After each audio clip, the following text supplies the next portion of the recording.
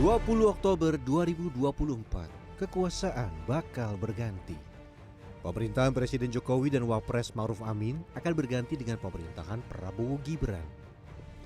Meski transisi kekuasaan tinggal menghitung hari, manuver politik tidak berhenti. Belakangan santer isu bakal ada pertemuan antara Presiden terpilih Prabowo Subianto dengan kubu di luar koalisinya, yaitu Ketua Umum PDI Perjuangan, Megawati Soekarno Putri. Pertemuan Prabowo Mega menimbulkan dugaan merapatnya PDI Perjuangan ke lingkar kekuasaan. Pengaruhi kinerja DPR ke depan, Mbak? Membangun bangsa itu selama dilakukan bersama-sama pasti kita bisa. Terutama karena Mbak Puan menjadi jembatan, Mbak, untuk parpol-parpol lain misalnya. Insya Allah, amin. Sikap politik yang tidak prinsip menurut saya. Lalu apa tanggapan dari kubu Prabowo soal rencana pertemuan itu? Ketua Harian DPP Gerindra Sufmi Dasko Ahmad menyebut pertemuan Prabowo dengan Megawati belum pasti. Menurut Sufmi, saat ini Presiden terpilih masih berkonsentrasi dengan pelantikan dan sejumlah acara resmi. Ya, pada saat ini saya belum mendengar secara fix karena yang kita konsentrasi baru pada acara-acara resmi yang tentunya kita harus fokus pada tanggal 20 bagaimana supaya acara-acara resmi tersebut pelantikan bisa berjalan dengan lancar. Melunaknya sikap PDI Perjuangan yang selama ini mengkritik kubu Prabowo Gibran dan Koalisi Indonesia Maju Plus dianggap sebagai tindakan tidak konsisten. Pengamat politik Ahmad Hoirul Umam mengungkapkan, jika benar PDI Perjuangan masuk dalam kabinet Prabowo Gibran, maka nilai-nilai demokrasi yang diperjuangkan selama ini oleh PDI Perjuangan seakan usang.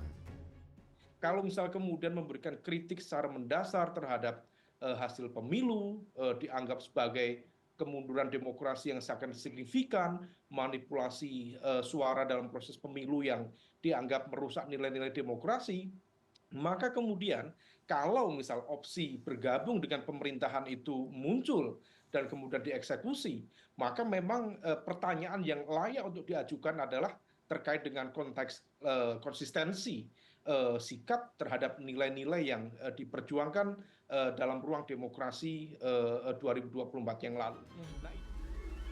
Belakangan di tengah isu bakal adanya pertemuan Prabowo Megawati, justru pertemuan yang terjadi adalah antara Presiden Jokowi dengan Prabowo Subianto. Selasa malam, Presiden Jokowi melakukan makan malam secara privat dengan Presiden terpilih Prabowo Subianto. Makan malam ini disebut sebagai manuver Presiden Jokowi untuk membatasi PDI Perjuangan bergabung dengan pemerintahan Prabowo Gibran. Namun spekulasi ini dibantah pihak istana melalui Koordinator Staf Khusus Presiden Arya Dwi Payana. Tim Liputan CNN Indonesia.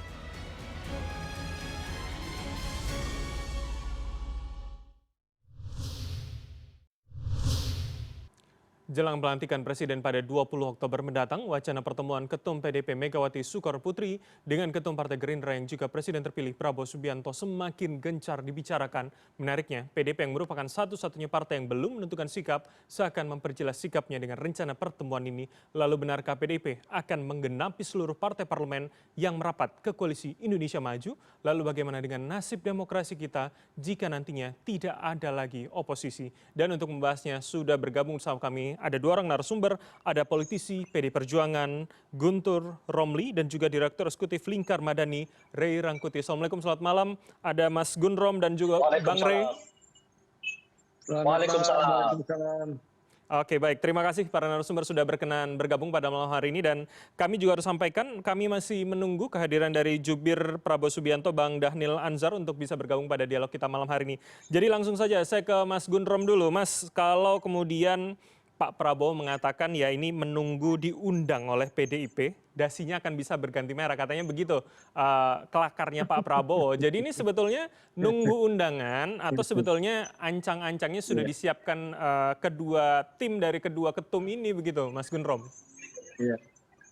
Ya, hingga saat ini kami juga masih menunggu ya kepastian pertemuan antara Pak Prabowo dengan Ibu Megawati Soekarno Putri. Dan kalau kami simak juga kan ini terkait dengan mencocokkan tanggal ya kan. Beberapa tanggal yang selama ini juga dibicarakan kan ada kurang cocok, akhirnya dicarilah tanggal-tanggal yang lain. ya, pokoknya di atas tanggal 10 tapi sebelum tanggal 20 ya. Tetapi ingin kami tegaskan Mas bahwa pertemuan antara Pak Prabowo ini dengan Ibu Megawati ini tidak terkait dengan sikap politik ya. Apakah PDI Perjuangan itu mau di dalam atau di luar pemerintahan. Oke. Ya karena kan sikap politik itu merupakan hak prerogatif Ibu Ketua Umum. Pertemuan itu ya pertemuan biasa silaturahim politik antara dua tokoh untuk mencairkan Oke. suasana ya. Jadi lebih ke situ, tidak dalam rangka untuk pembicaraan soal mau masuk kabinet atau enggak gitu lah. Mas Gun Rom, Situ, berarti Mas. kalau Anda mengatakan itu hak prerogatif dari ketum Anda, berarti pun juga menjadi hak beliau untuk kemudian bisa memutuskan kalau nanti pasca ketemu ternyata ada perubahan begitu Mas? Ya kalau ada perubahan nanti misalnya setelah ketemu ada perubahan sikap ya kami ngikut aja Mas. Oke. Ngikut aja. Tapi sampai saat ini kami tidak mau spekulasi ya soal apa namanya itu terkait sikap politik partai itu Mas.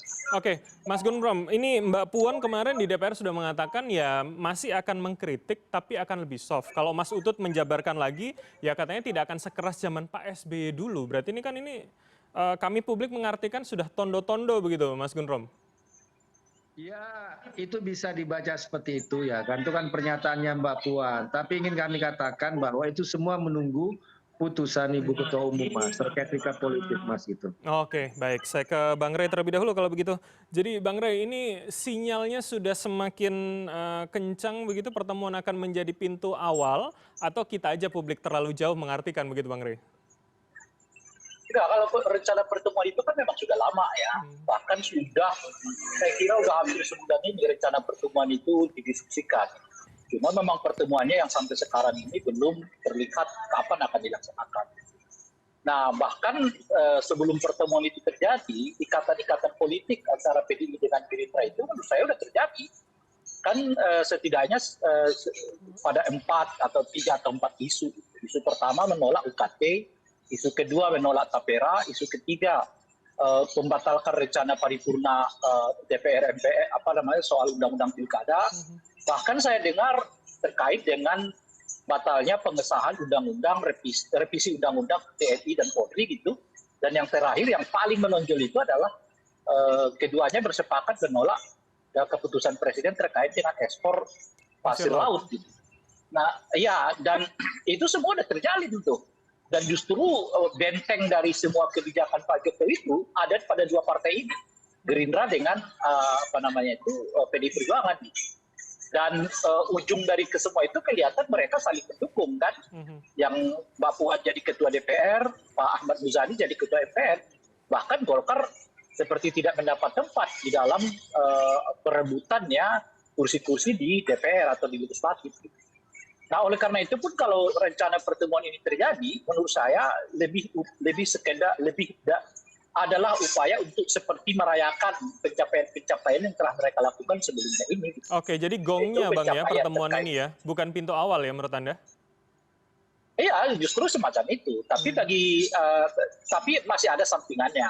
Sampingan yang lain itu adalah bagi PDI Perjuangan kan memberi semacam simbol keras, khususnya kepada Pak Jokowi bahwa pada akhirnya Pak Jokowi melihat ya 5 tahun ke depan itu ya cuma dua tokoh ini sebetulnya yang menjadi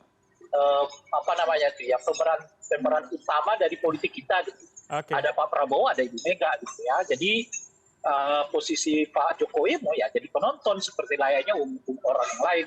Oke. Nah, tapi pada saat yang bersamaan menurut saya Pak Prabowo juga dengan kerjasama seolah-olah mau kerjasama dengan PDI itu mau mengatakan agar partai-partai di dalam juga jangan terlalu memaksakan kehendak gitu karena kapan waktu PDI bisa masuk loh ke dalam koalisi ini gitu. Jadi kalau PDI masuk saya kira ya 2-3 partai bisa out dari koalisi Pak Prabowo. Baik, itu menjadi bagian lain begitu ya. Oke, itu bahasan kita yang lain. Tapi Bang Rey, saya ingin melihat dari kacamata demokrasi begitu. Ketika tidak ada oposisi, kemudian Mbak Puan sudah menyatakan akan lebih soft, padahal PDIP hingga saat ini satu-satunya partai begitu yang belum bergabung. Jadi artinya bagaimana gambaran atau bayangan Anda, apalagi Pak Prabowo mengatakan ya negara kita besar, jadi ya wajar koalisinya gemuk begitu Bang?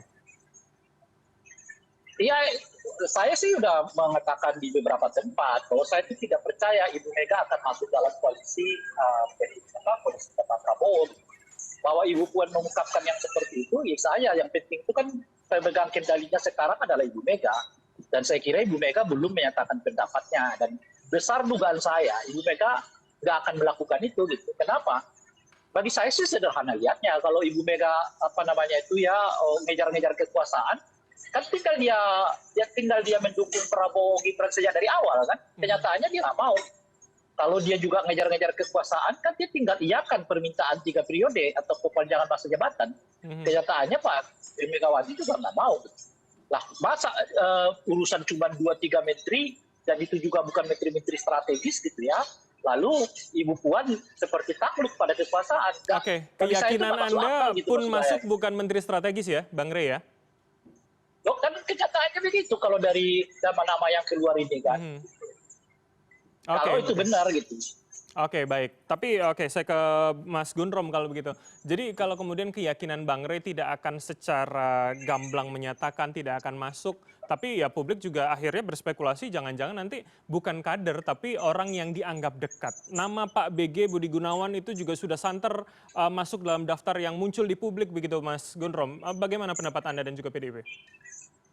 Gini Mas, kami ingin menegaskan terkait isu beberapa nama kader PDI Perjuangan, 2 atau 3 orang yang katanya itu mau masuk dalam kabinetnya Pak Prabowo. Kami ingin tegaskan sekali lagi, itu bukan dari kami.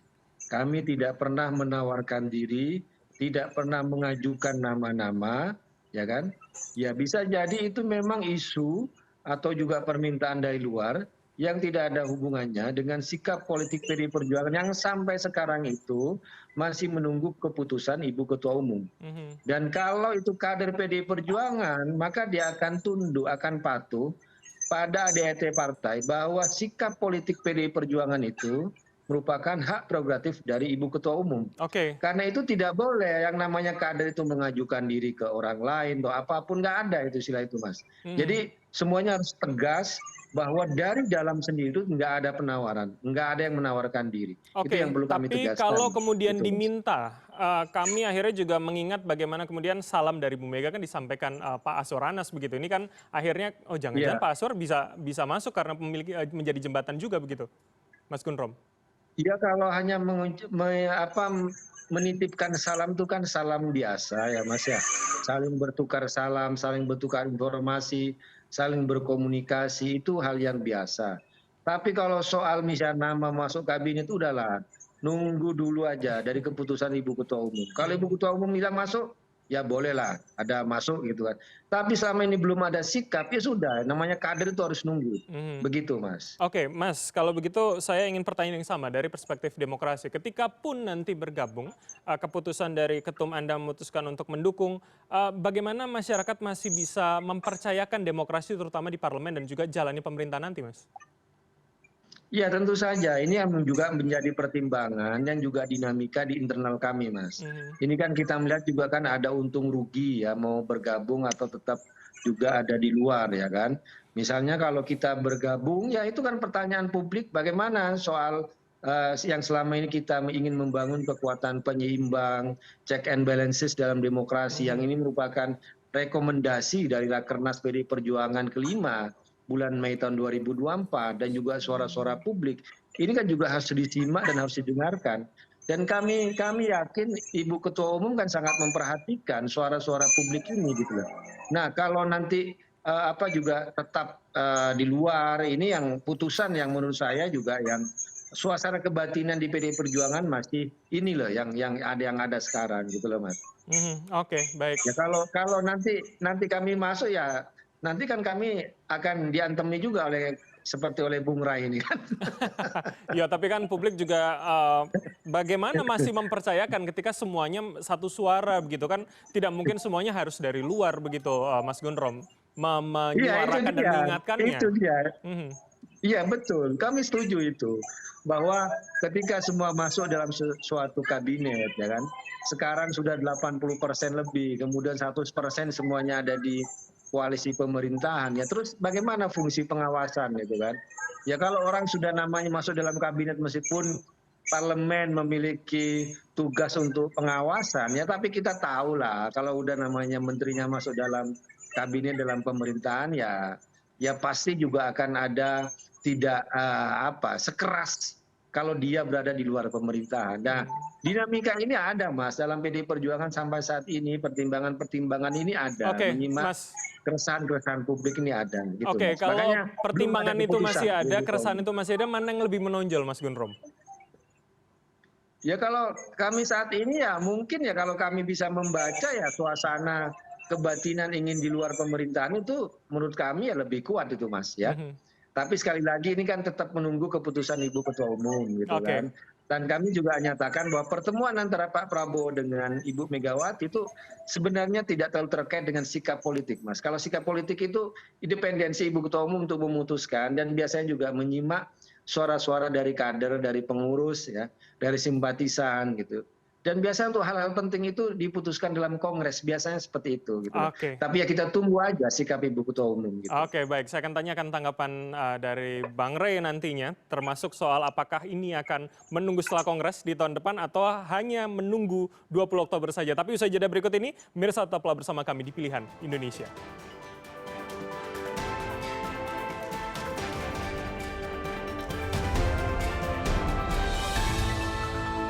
Pertemuan antara Presiden Jokowi dan juga Presiden terpilih Prabowo Subianto yang berlangsung pada 8 Oktober malam ini menimbulkan sejumlah spekulasi yang muncul di permukaan publik. Salah satunya adalah bagaimana pertemuan ini terjadi jelang rencana pertemuan di antara Presiden terpilih Prabowo Subianto dengan Ketua Umum PDI Perjuangan Megawati Soekarno Putri yang disebutkan oleh kedua elit partai ini hanya tinggal menunggu waktu jelang pelantikan Presiden pada tanggal 20 Oktober mendatang.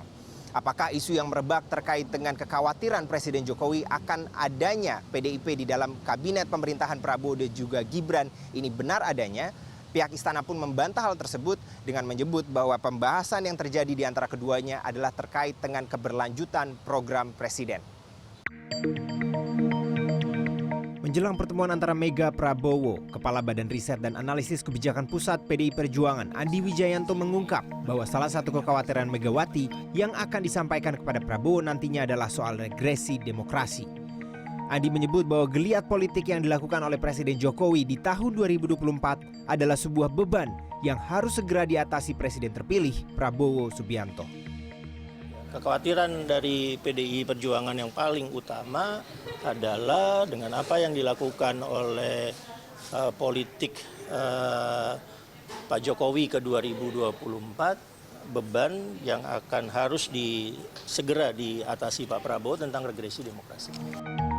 Peneliti bidang politik CSIS Dominic Niki Fahrizal memprediksi 3 kemungkinan isi pembicaraan Jokowi dan Prabowo.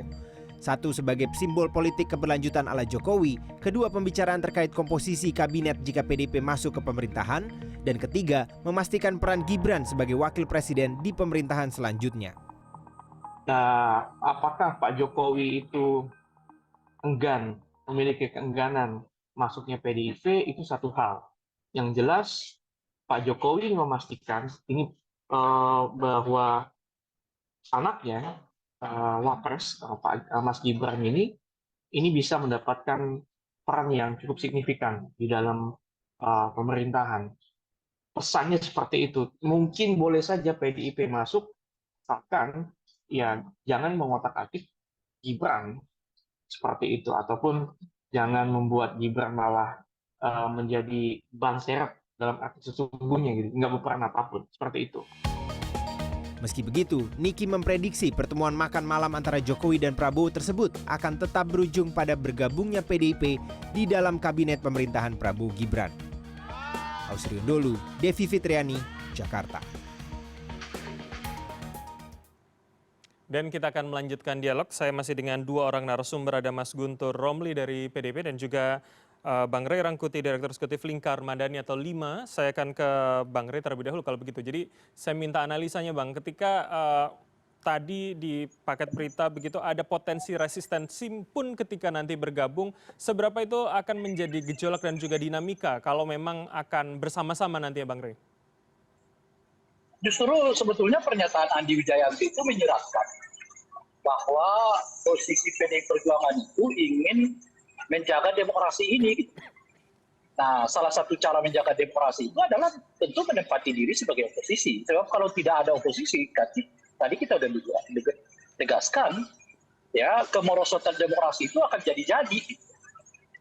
Nah, makanya mungkin saya seringkali menyebut pertemuan itu, kalaupun nanti misalnya ada anggota PDI yang masuk ke dalam kabinetnya Pak Prabowo, itu dianggap sebagai jalur personal, bukan jalur partai. Oke, karena memang mungkin Pak Prabowo yang mengundangnya. Bukan jakin kabinetnya, karena memang mungkin Pak Prabowo menginginkan dia terlibat. Memang di anggota PDI. Nah, jadi keterlibatannya itu lebih karena alasan personal, undangan personal, ketimbang didorong partai. Apalagi kalau saya lihat nama-nama yang muncul dari PDI Perjuangan itu, bagi saya sih itu nama-nama yang pada level kedua, level ketiga kan. Artinya kalau PDI-nya yang mau nyorongkan nama, saya kira mereka menyorongkan nama selain nama-nama yang beredar ini sekarang. Itu bacaan saya, seperti Azwar Anas misalnya lah ya. Dan beliau ini masih level kedua, level ketiga di dalam struktur keanggotaan dan kepengurusan PDI Perjuangan. Nah, ada orang yang lebih kuat lagi ke PDI-nya untuk bisa didorong masuk ke kabinetnya Pak Prabowo. Oke, baik. Sehingga dengan begitu nama-nama yang muncul pun menurut saya sebetulnya bisa ditebak itu bukan nama-nama yang didorong oleh PDI Perjuangan. Kalau PDI Perjuangan mau dorong, mungkin 2 dari 3 nama itu adalah orang-orang yang beda orangnya. Oke, Bang Rey. Saya akan konfirmasi kalau begitu ke Mas Guntur. Jadi artinya kalau ada semacam leveling gitu ya, kalau kata Bang Rey tadi, jadi akan seperti itu kah? Nggak masalah kalau memang tidak yang ke PDIP-annya di tingkat 1 misalkan, atau jangan-jangan ya untuk seluruh kader sama saja harus tunduk pada putusan partai begitu Bang, Mas Gunrom? Iya, jadi memang kalau kalau kita baca Mas ya, ADRT di PDI Perjuangan itu terkait misalnya penunjukan menteri, duta besar dan lain sebagainya, itu kan istilah di kami itu kan penugasan, dan penugasan itu adalah hak prerogatif dari Ibu Ketua Umum. Jadi selama misalnya ini Ibu Ketua Umum belum memutuskan ya, kita mau berada di luar atau di dalam ya, termasuk juga nama-nama yang muncul, yang selama ini muncul, yang beredar di publik, maka itu tidak bisa dianggap sebagai perwakilan dari PDI Perjuangan. Ya, kita tidak melihat level kader orang ya, tapi benar juga kata Bung Rai itu, bicara misalnya kalau soal level kader itu kan misalnya di ketua DPP ya, dan selama ini kalau itu untuk jabatan-jabatan resmi itu harus Mas, itu harus ada penugasan dari Ibu Ketua Umum gitu lah. Oke, tapi kalau tanpa ada penugasan itu berarti ya nggak mewakili dari partai kami gitu lah. Tapi itu dianggap gitu, tidak tunduk, akan bisa terkena sanksi atau ya karena bukan pengurus DPP, ya hanya kader saja itu tidak masalah begitu Mas Gunrom? Ya kalau soal sanksi itu kan semua kembali kepada Ibu Ketua Umum juga Mas.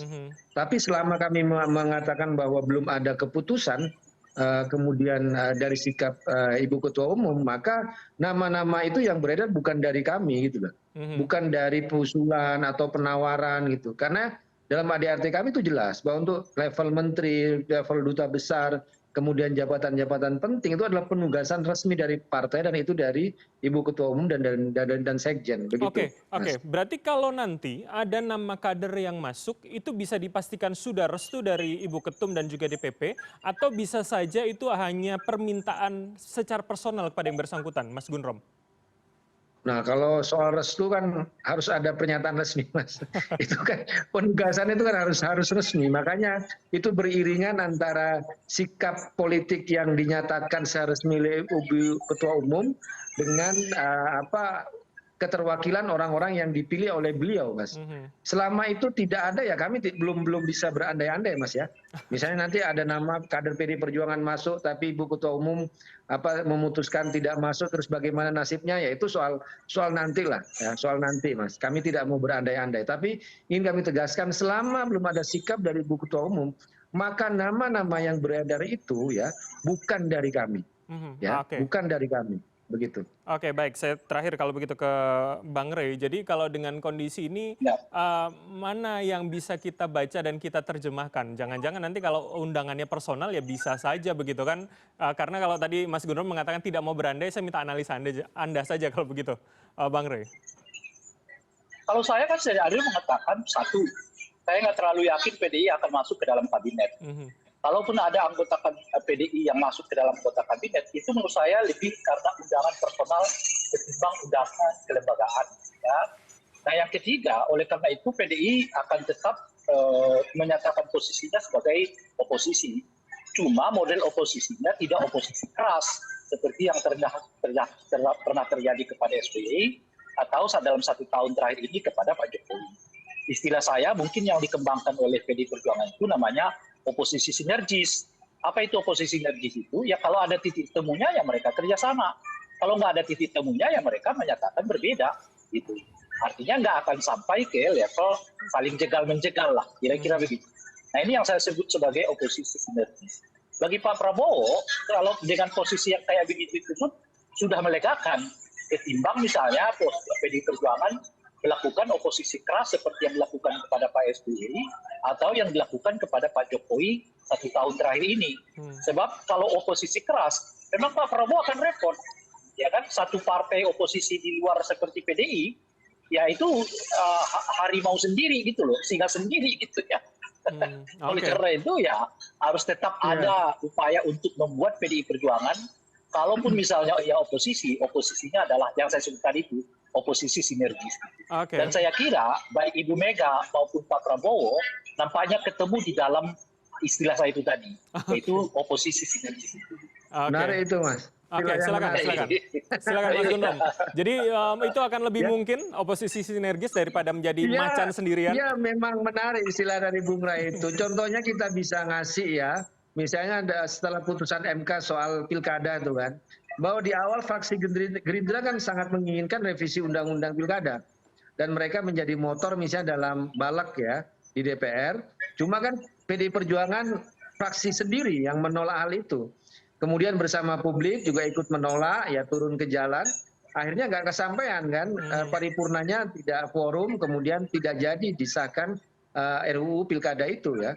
Kemudian setelah itu kan PDI Perjuangan juga mengirimkan surat resmi kepada fraksi di PDI Perjuangan di DPR, misalnya untuk menunda ya revisi Undang-Undang TNI dan Polri yang waktu itu kan katanya itu sudah mau disahkan, tapi sikap PDI Perjuangan sendiri menegaskan enggak, kami nggak mau dukung kalau ada yang namanya pengesahan Undang-Undang TNI dan Polri ya. Dan itu pernyataan sikap kami juga gitu, Mas. Berarti ya menarik mungkin istilah oposisi sinergis. Oposisi sinergis ya. Oke. Jadi kalau kemarin itu mungkin teasernya begitu ya, kemesraan PDIP Gerindra akan berlanjut pada oposisi sinergis. Kita akan lihat tentunya bagaimana ke depannya, apakah memang sebelum pelantikan atau setelah pelantikan. Terima kasih Mas Gundrom dari PDIP dan juga Bang Rey Rangkuti, Direktur Eksekutif 5 telah bergabung bersama kami. Sehat selalu semuanya. Sama-sama. Sampai ketemu.